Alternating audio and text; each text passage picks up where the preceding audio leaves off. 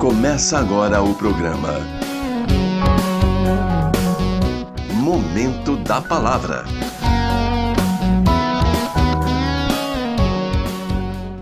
Saúde os irmãos com a paz do Senhor. Eu ia tentar falar de máscara, mas eu acho que não vai dar. O óculos embaça e falta até ar. Então os irmãos me perdoem, eu vou tentar falar meio baixo, sem máscara, né? Eu quero ler aqui no livro de Eclesiastes, capítulo de número 8, o verso 16 e 17. Eclesiastes, capítulo de número 8, o verso 16 e 17. Com certeza a minha tradução não estará como a de todos os irmãos, porque a maioria dos irmãos é da João Ferreira de Almeida, e essa Bíblia aqui é King James, mas é sempre bom a gente ler uma tradução um pouquinho diferente para a gente se enriquecer mais daquilo que Deus quer falar conosco, né?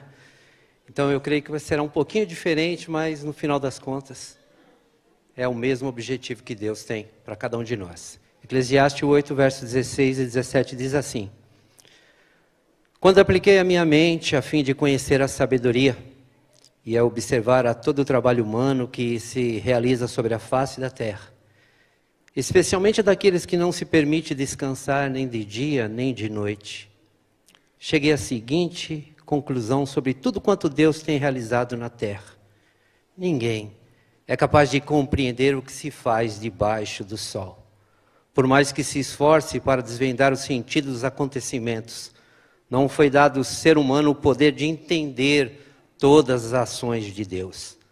O sábio pode até asseverar que compreende, entretanto, na realidade jamais conseguirá explicá-las. Esse livro foi escrito pelo rei Salomão. Diz que Salomão escreveu o livro de Cantares quando era jovem. Parte do livro de Provérbios, não foi o livro de Provérbios inteiro, mas parte dele, ele escreveu quando ele tinha meia idade. E Eclesiastes, ele já escreveu quando ele já era um homem idoso, um ancião. Um homem que já tinha visto muita coisa debaixo do sol. Quando se fala debaixo do sol, é tudo que se passa aqui, na normalidade da vida, no dia a dia, cada coisa que acontece. Então diz que ele já tinha visto muita coisa. Um homem muito sábio, que a sabedoria dele não era uma sabedoria comum, uma sabedoria secular, uma sabedoria que foi aprendida em uma faculdade ou com doutores. Não. A sabedoria dele era muito mais alto que isso. A sabedoria dele veio de Deus, do próprio Deus. Era uma sabedoria que ele conseguia aplicar. Talvez ele não conseguiu aplicar tudo na vida dele, mas era uma sabedoria que vinha de Deus. Então, quando ele escreveu essa palavra, ele já era um homem idoso. E diz o texto que ele aplicou a mente para entender e conhecer assim, o trabalho humano, aquilo que se faz debaixo do sol. O levantar cedo, o estudar, o trabalhar, o enriquecer, o querer, o sonhar. E ele começou a estudar todas essas coisas. Por que acontece tanta coisa para um e para outros não acontece? Porque uns pedem tanto e não vem, outros não pedem nada e vem. Ele começou a aplicar a mente, o coração a todas essas coisas. Tudo que se realiza debaixo do sol. E ele falou que aquelas pessoas que não dão descanso a seus corações, nem de dia nem de noite. É um enfado, é uma canseira. A mente não descansa nem para comer. Então ele aplicou o coração a ver tudo isso. E ele chegou à seguinte conclusão: o que Deus realiza na terra, ninguém é capaz de compreender. Você vê que foi um homem que estudou e sabia muito. E ele chegou a essa conclusão: que Deus tem o controle de tudo. E que tudo que ele realiza, ninguém pode explicar. Por mais que o sábio fala, não, eu sei porque Deus está fazendo isso. Não sabe. Não sabe. Porque não foi dado ao homem natural, ao ser humano, o compreender as coisas que Deus faz. Não podemos compreender. Não podemos de maneira nenhuma falar, por que o Senhor fez isso? Pode o barro falar para o oleiro, por que me fez assim? O que Salomão estava entendendo no fim da sua vida, que Deus tem o controle de tudo. Que ele não podia fazer mais nada a não ser confiar nesse Deus, que é a fonte do amor. É a fonte da bondade. É a fonte da misericórdia. Ele não tem amor, ele é a fonte do amor. Nele jorra o amor. Esses dias expliquei para os irmãos na escola dominical sobre o inferno. Muitas pessoas imaginam que o inferno, as pessoas que estão lá, que vão para lá, que não estão lá ainda, mas que vão, sentirão algum ressentimento, algum remorso, alguma coisa do... Ainda que Deus abrisse a porta do inferno e chegasse lá e falava, quem que quiser me aceitar como Salvador e vier à minha luz, ao meu amor, pode sair daí. Eles que estariam ali dentro, fechariam a porta e falariam, vai embora com o seu amor, com a sua luz, com a sua misericórdia, que eu não te quero. Porque no inferno, irmãos, todas aquelas pessoas que forem para lá, tudo que é atributo de Deus, amor, bondade, misericórdia, tudo que vem de Deus é tirado deles. Volta para Deus porque Deus deu para eles. E lá, ali não tem mais isso. Por isso que o inimigo das nossas almas, o diabo, ele não tem amor, ele não tem misericórdia, porque todas essas coisas que algum dia talvez ele teve, foi tirado, voltou para Deus. Deus é a fonte de todos os atributos. Tudo.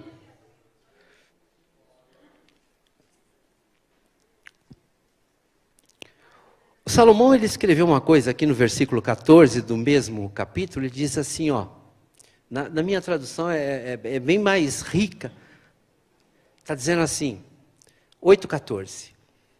Mas há mais um absurdo sobre a face da terra. Olha o que ele escreveu, mais um absurdo sobre a face da terra. Justos que são castigados como se fossem ímpios, e perversos que são tratados com toda a dignidade devida ao homem de bem. Ele disse, eu não entendo isso. Eu não consigo explicar. Se ele, irmão, com toda aquela sabedoria que Deus deu para ele, ele não consegue entender, não consegue explicar, quem dera a nós. Quem dera a nós. Como vamos explicar tanta coisa que acontece com gente boa, com gente temente a Deus? Eu não posso explicar, o pastor não pode explicar, obreiro nenhum pode explicar. Mas Deus um dia vai explicar e vamos entender. O livro de Gênesis, para terminar, ele conta a história de um rapaz chamado José. Diz que, certa vez, ele foi vendido pelos seus irmãos por inveja. Por inveja. E esse rapaz, no dia que ele foi vendido, os irmãos trouxeram a túnica que ele usava, que seu pai fez, uma túnica de várias cores, Jacó fez, patriarca, um homem de Deus, um homem escolhido por Deus a dedo, assim ó, este é Jacó, seu nome será Israel. Você vê, é um homem que tem um nome até hoje que se fala Israel, que é de Jacó. Você vê, é um homem fora da curva normal da nossa humanidade. E ele fez essa túnica para o seu filho José. E esses irmãos de José vendeu ele. E pegou aquela túnica, mataram um cabrito, passaram um pouco de sangue e levaram para o seu pai e disseram, pai, reconhece essa túnica? Ele falou, sim, é do meu filho José. Ele falou, algum animal matou. E ficou assim. Aqueles irmãos mentindo para o seu pai. Só os irmãos e Deus sabia. Só os irmãos e Deus sabia. E diz que o menino tinha 17 anos aproximadamente. Passou 1 ano na casa de Potifar. E outra mentira fez com que esse moço fosse para a cadeia. E Deus lá de cima, vendo e trabalhando. Vendo e trabalhando. É que eu digo, Deus não mente, mas Deus usa a história do mentiroso para fazer um novo caminho. Coisas que não podemos explicar. Às vezes alguém está mentindo, te prejudicando, fazendo algo que vai te prejudicar, te mentindo, você está orando, você está pedindo, mas Deus está vendo, e Deus vai trabalhar, e Deus vai fazer outro caminho, porque Ele é Deus que tem um pensamento acima do nosso, mais alto que o céu, mais alto que a nuvem, mais alto que tudo. Ele não mente, mas Ele usa aquele que é mentiroso. Ah, irmão, não, usa, eu vou usar esses aqui. Aí o menino, 18 anos, cadeia. E o pai dele chorando a morte dele. E diz que esse menino ficou na cadeia 12 anos. 12 anos. E prosperou a cadeia. A cadeia virou uma benção. Tudo dava certo naquela cadeia. Até os bandidos queriam ser presos para estar lá com José. Que a cadeia estava organizadinha. Ele, 30 anos. Eu não vou contar a história toda, mas ele saiu da cadeia para ver o sonho do faraó. E ele contou o sonho. 7 anos de fartura e 7 anos de fome. E diz que saiu de lá, foi o segundo depois de faraó. Não vou encurtar a história. Então ele já... Com 30 anos ele saiu, agora 7 anos de fartura. Eu acredito que nesse 7º ano, ele falou, agora vai vir a fome. Mas ele já estava preocupado, se não vir o faraó me mata, né? E ele já estava com 37 anos.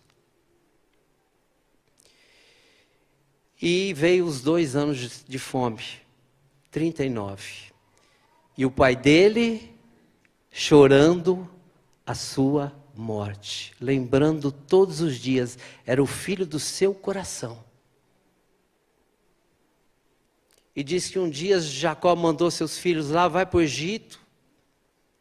José se revelou, falou, vai buscar o nosso pai.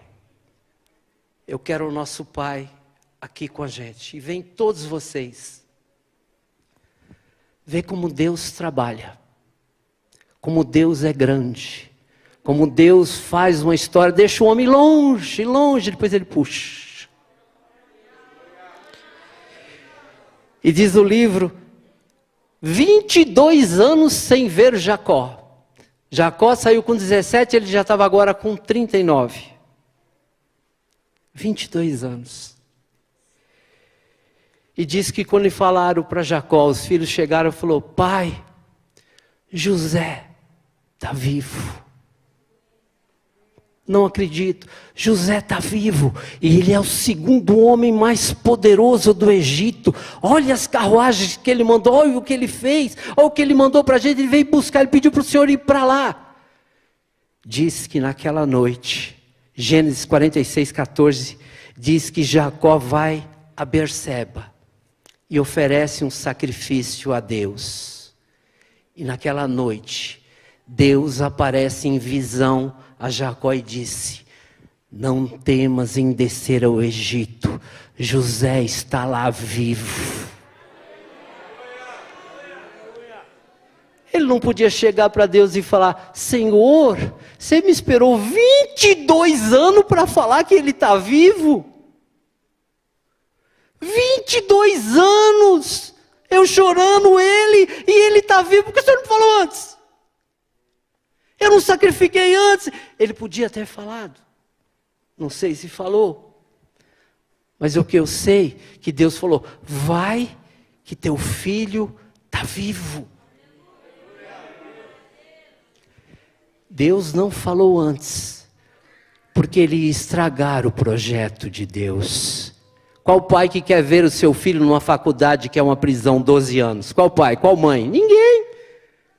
Mas Deus tem o seu jeito de tratar, o seu jeito de caminhar, o seu jeito de agir. Então para nós só temos uma coisa a fazer: acreditar que Deus é bom, que Deus é a fonte do amor, que Deus cuida de nós, ainda que nossos caminhos estejam tudo turbado, tudo confundido, mas no final Deus vai trazer a gente no caminho e a gente vai entender o que Deus quer para nós. Que Deus nos abençoe. Amém.